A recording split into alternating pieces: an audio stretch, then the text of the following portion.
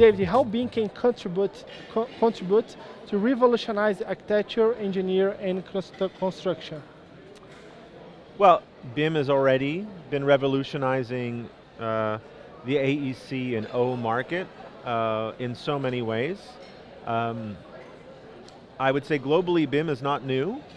BIM is in fact something that's been around for a good 15 years or so. The ways in which the revolution per se has been happening, it's fundamental to improve process and systems and what are ostensibly human organizations. It's technology, it's a tool within a process that brings about more transparency, brings about what I like to call higher fidelity information through modeling and through semantic modeling. So given those things, people are able, and when I say people I mean designers, architects, engineers, specialists, contractors, subcontractors, fabricators, owners, municipalities, they're able to make better decisions because the information is more trustworthy, more transparent, and higher quality. That's the big issue. And what's your advice for Brazilian constructors who have doubts about adopting BIM? Well, I am not an expert in the Brazilian market. I'm not an expert in the Brazilian culture of architecture, engineering, and construction. So it's the time to invest in your people. The technology is just a part of the process. It's just a tool within the process.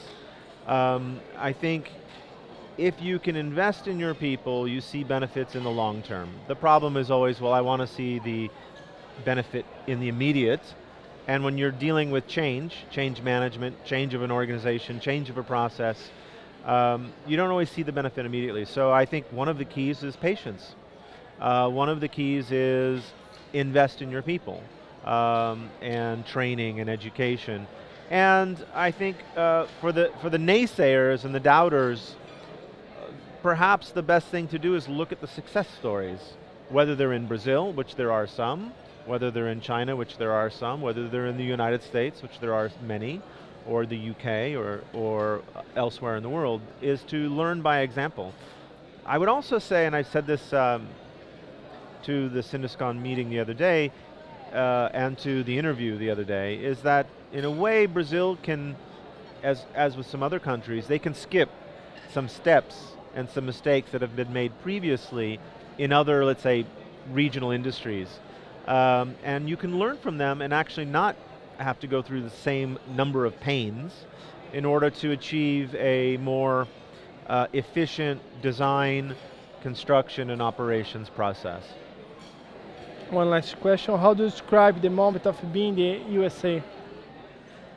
The US is a big market, and there's a lot of difference in that market. It's very fragmented, just like it is here.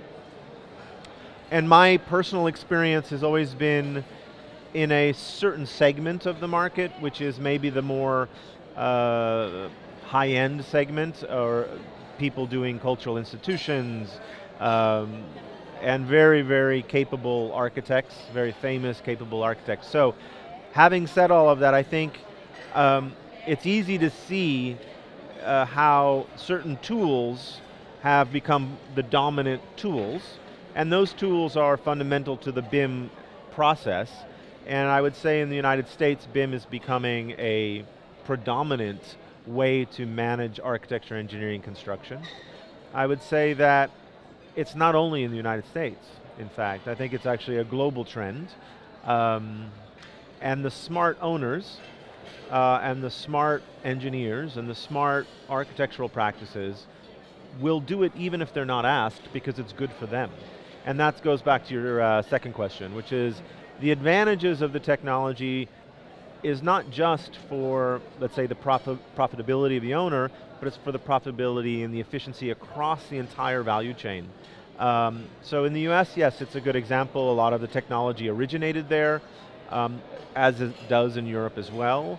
And there's a lot of practices that are now global in distributing this. So I think it's not just the US where you see it happening, it's global.